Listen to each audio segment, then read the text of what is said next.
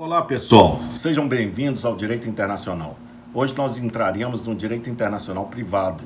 Vamos abordar sobre a natureza, o objeto, a denominação do Direito Internacional Privado, a sua autonomia e suas fontes, como a lei, os tratados, a doutrina e a jurisprudência. Daqui a pouco começaremos. Um abraço. Bom, gente, a natureza do Direito Internacional Privado é o ramo da ciência jurídica que resolve os conflitos da lei no espaço. Para que vocês possam ter uma ideia, a nossa lei, a Lei de Introdução às Normas de Direito Brasileiro, elas são divididas em direito espacial e direito intertemporal. O direito intertemporal é a aplicação da lei no tempo. O direito espacial é a aplicação da lei no território. É claro que foi acrescentado agora sobre direito administrativo, mas não é a nossa matéria de direito internacional. A parte fundamental que nós iremos estudar vai ser na Lei de Introdução ao Código Civil, a Lei de Introdução às Normas do Direito Brasileiro, que será do direito intertemporal. Bom, ela disciplina os fatos de conexão com leis. O que é isso, conexões com leis?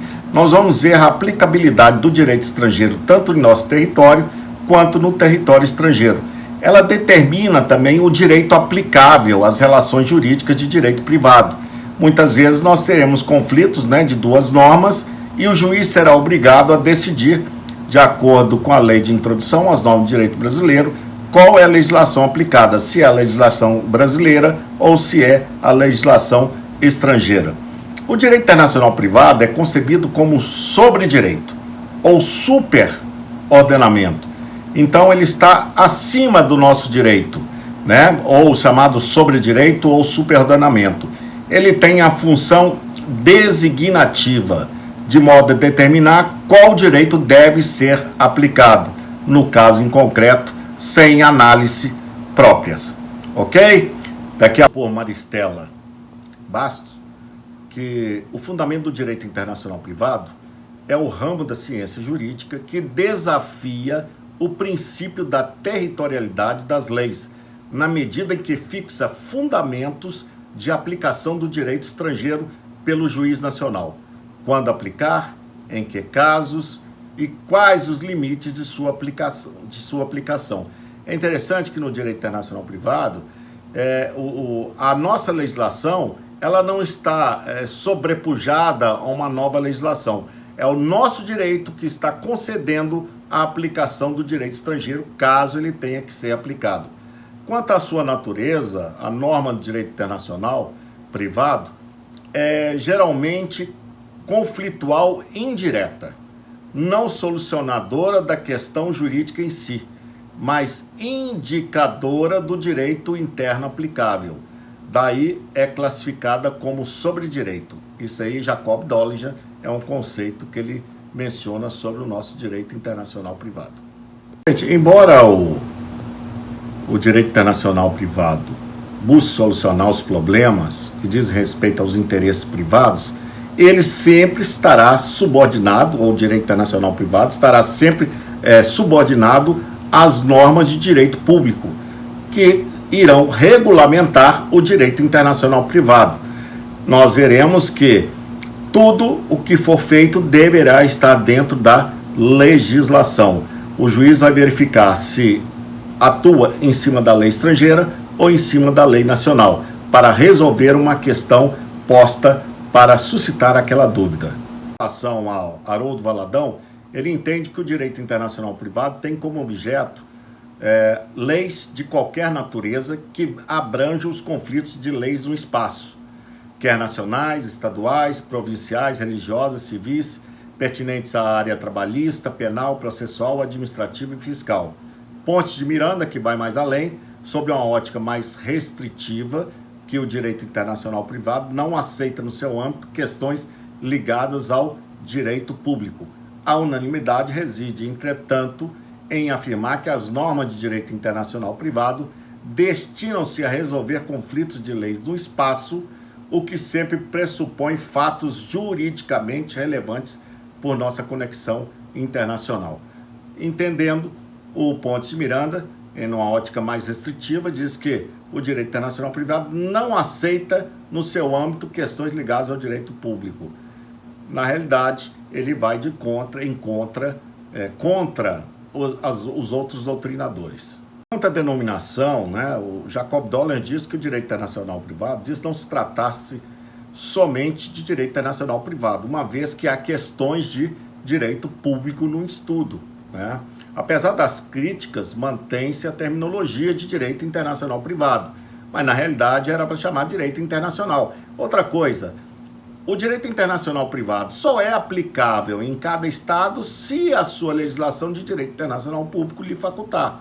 No nosso ordenamento jurídico brasileiro, nesse caso, a Lei de Introdução às Normas de Direito Brasileiro facultam, dentro das regras estipuladas naquele código, de que somente poderá ser aplicado o direito internacional privado quando tiver colocado em lei, ok? A autonomia do direito internacional privado, né? Ele é amplamente reconhecido pelo mundo e é objeto de proteção do ordenamento jurídico internacional, com os princípios específicos e dotado de uma estrutura que define como ramo autônomo em relação às outras ciências jurídicas. Goza de autonomia científica e é ramo destacado da ciência do direito, uma vez que possui objeto próprio, qual seja a solução de problemas de conflitos das leis no espaço. Nós vamos ver isso daqui a pouco, né? A aplicação da lei no espaço.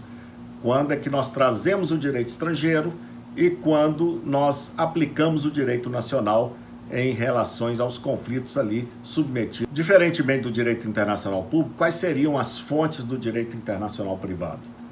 Bom, a primeira fonte, a principal fonte é a lei, a nossa lei interna.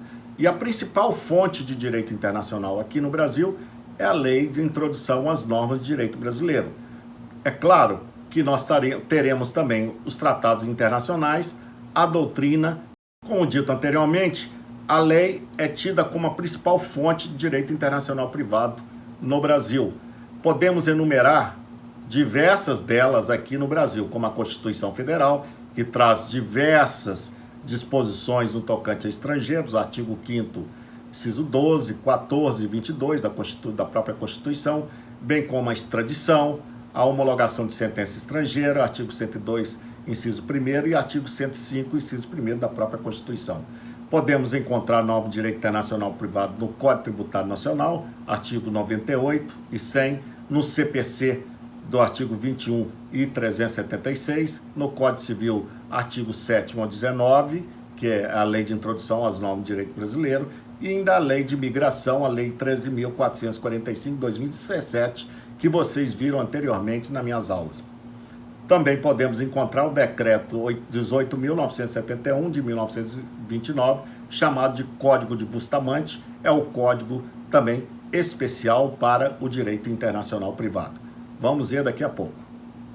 Que traz por excelência uma fonte externa de direito internacional privado. Os tratados consistem em acordos firmados de 2 ou mais estados, visando a consecução de um objetivo ou um estabelecimento de normas de conduta de múltiplas relações. Bom, o artigo 2º, item 1º da Convenção de Viena de 1969, que é a convenção que veio para regulamentar os tratados. Tratado significa um acordo internacional concluído por escrito entre estados e regido em direito internacional, quer conste de um instrumento único, quer de 2 ou mais instrumentos conexos, qualquer que seja a denominação científica. E na outra fonte, a doutrina. Qual seria a função da doutrina? Havendo omissão na lei e não havendo tratado, quando a lei for omissa, né, e o juiz vai buscar os tratados, não achando nos tratados, ele vai buscar na doutrina, né? A doutrina é utilizada com grande êxito para a resolução de conflito na lei no espaço. Na maioria das vezes, busca orientação nos próprios trabalhos ou nos próprios tratadistas, né? E assim encontra caminho para a solução do conflito.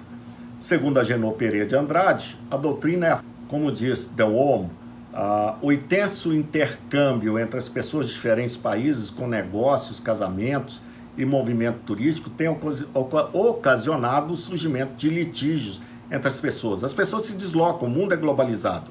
E quando as pessoas se deslocam, queira ou não queira, acontece algum tipo de problema. Esses litígios é que serão trazidos na esfera do direito internacional privado, até pela natural semelhança decisória entre os casos, né? Já que em muitos conflitos se repetem, tanto em um Estado quanto em um outro país. Então, deverá ser aplicada a lei de direito internacional privado. É interessante que nós saibamos o seguinte, não existe uma lei universal para definir o que seria de direito internacional privado. Cada país terá a sua regulamentação própria de direito internacional privado. Os costumes, segundo Machado Vilela, o costume internacional consiste num acordo tácito dos Estados no sentido de aceitar uma norma obrigatória reguladora da sua conduta nas suas relações mútuas. Trata-se de uma fonte de direito internacional privado essencialmente bilateral e que deverá ser observada entre os dois Estados e não somente entre um Estado. É claro que é mais uma norma subsidiária, porque a principal norma a ser aplicada, o que vocês deverão guardar, se perguntar qual é a principal norma de direito internacional privado, marquem sem medo que é a lei de cada Estado. Um abraço para vocês, continuamos depois na próxima aula com direito internacional privado.